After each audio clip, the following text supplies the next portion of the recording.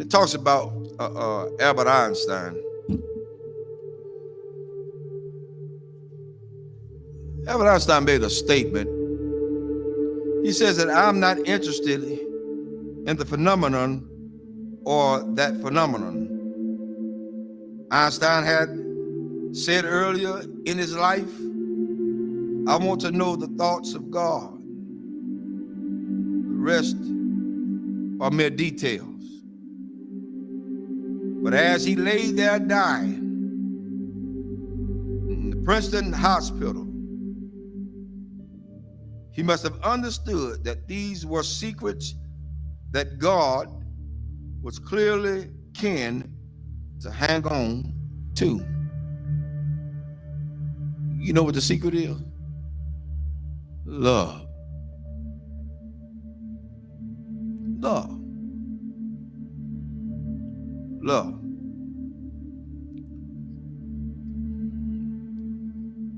I'm going to share something tonight with everybody, and hopefully it'll hit close to home.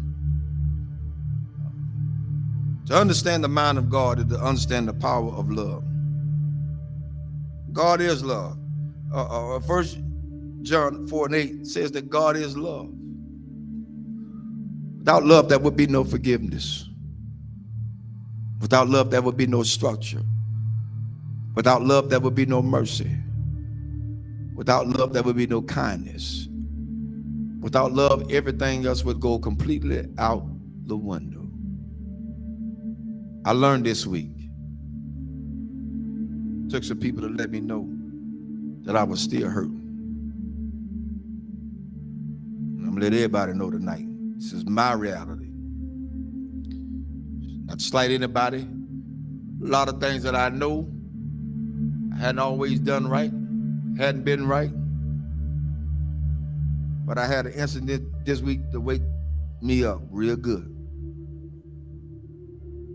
At certain points, we can give our children what we didn't have so much until we forget about teaching them structure.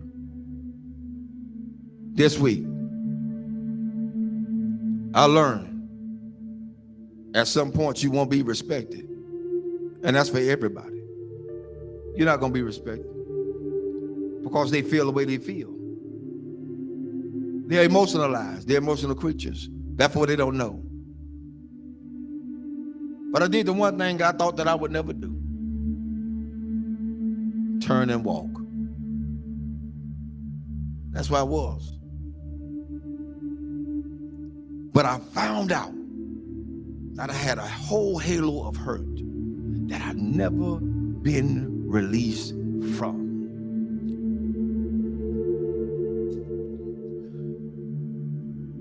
My respect factor has never really been known because I never got it. Never got it. People say they respect you. Say they love you. Where is it?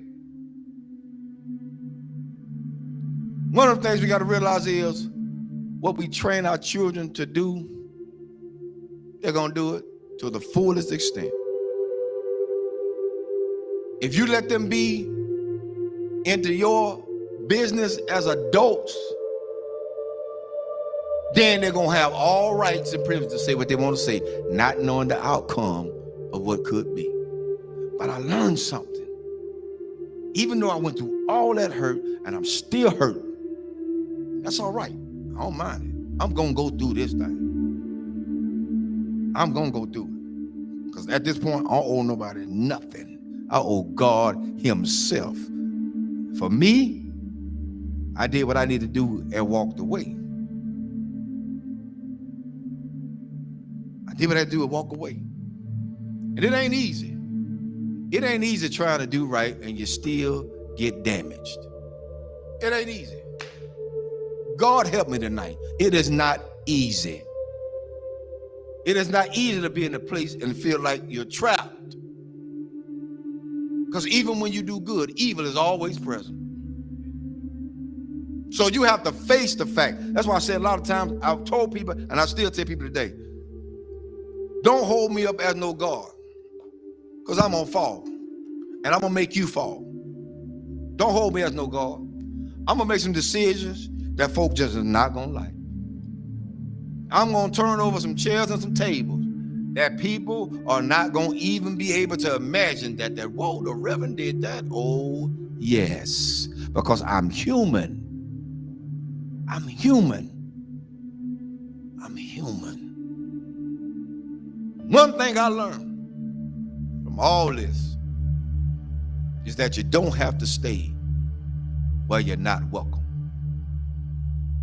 Thirdly, I ain't studying nothing nobody say.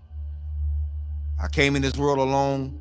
I'm gonna die alone. So you got to stand for yourself. I'm teaching my children that now, and I'm teaching them that from a distance right now.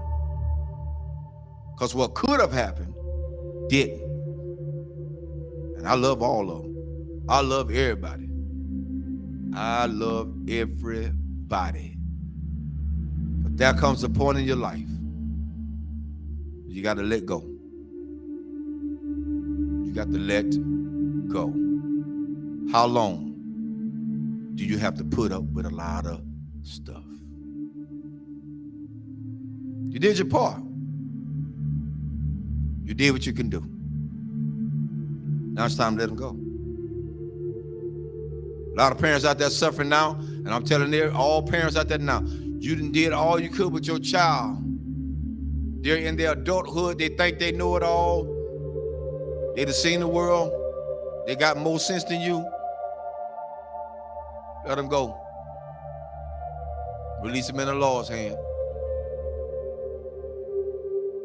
If you get in the way, you get in the way of God's hand. Get out the way. Because whatever God got for them, that's what he's going to get. Well, that's how it is. Children shouldn't be involved in the parents' business. Amen. I'll say it again. Children should not be involved in their parents' business.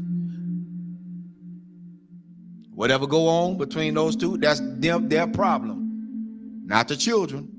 But the children are affected by it. But guess what? It's up to those parents to sit the children down and talk to them together, not apart. Together. Together. You want to stop a whole lot of confusion? Talk about it together. You don't want to break down the communication? Talk about it together. At this point for me going forward, that's what we're going to do. And if they can't do that,